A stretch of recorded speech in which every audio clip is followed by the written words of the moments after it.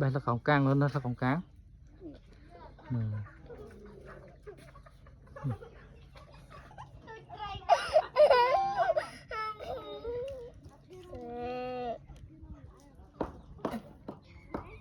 Ấy phụ dưỡng bông thơ ấy, phụ dưỡng bông thơ ổn. Bát bông thơ kì.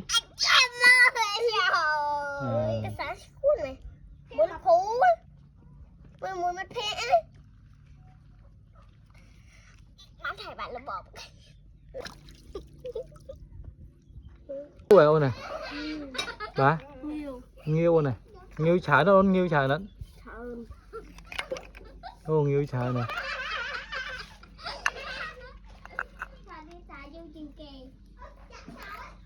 Bàn nghiêu trái này hay hưởng nghiêu vì nào bánh? Nha bánh. Ồ, đây đây một tắc à.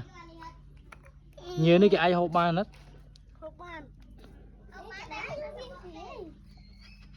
Thấy nhiêu trên vậy ấp đặng.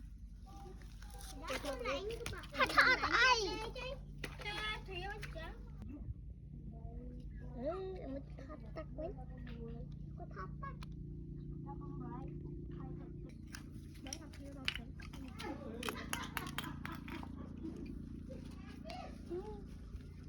Nó khủ tha bằng hông khó nổ bằng hông ạ.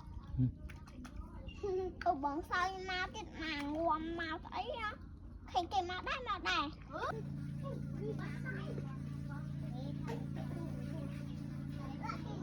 Đàm chuột.